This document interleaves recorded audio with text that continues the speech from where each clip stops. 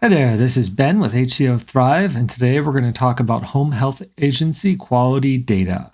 All of the data comes from CMS's Home Health Compare, Quality Compare, and it's been transformed into aggregate longitudinal data starting from the program inception. Modifications for quality data include standardized variable names, consistent data format, removing of duplicates, adding dates where necessary, and or combining datasets. Compared to other programs like skilled nursing facilities and inpatient hospitals, the home health agency quality data is actually, at least at the early years, fairly dirty.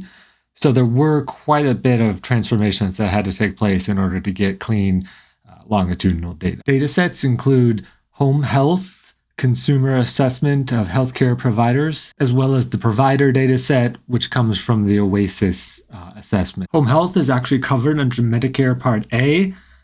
It does have to be ordered by a physician, and examples are nursing, physical therapy, occupational therapy, and speech language. The home health consumer assessment of healthcare providers is a 34-item survey, which is given to a random sample of home health visit recipients. As is typical with many surveys, individual measures are combined into aggregate distinct areas.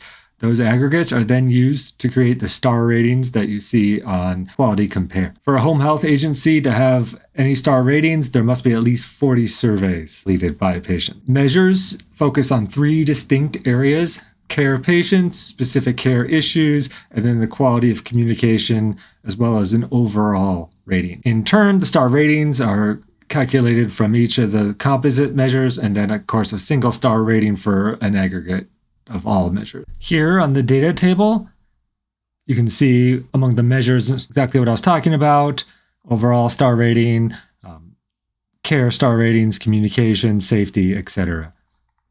Down below, you can get detailed definitions as well. Home health agency provider data is a component of the home health quality reporting program, where if home health agencies don't report to CMS, they can be docked up to 2% of their annual payment update. Data comes from the OASIS assessment outcome and assessment information set. These measures are improvement as well as process measures. Utilization measures come from Medicare claims. OASIS is required for all Medicare and Medicaid patients. It serves as the basis for the patient plan of care. As I mentioned before, they can either be outcome measures or process. And then in the lower right, you can see an example of an OASIS question.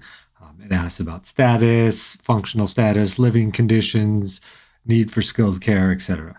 While the majority of star ratings comes from home health CAHPS, the quality of patient care star rating comes from this data. Specifically, it comes from Medicare claims and the OASIS data, and home health agencies need to have at least 20 episodes in order to get a quality of patient care star rating. And at the bottom, you can see the 7 measures that currently make up the quality of patient care star rating. So examples: timely initiation of care, improvement in bed transferring, and home health within stay, potentially preventable hospitalization. Now looking at the data table, you can see the full values: CCN, measure ID, value, start date, etc., and then the documentation, improvement in ambulation, improvement in bathing, etc. That's all we have for today. Please let us know if you have any questions, and thank you for watching.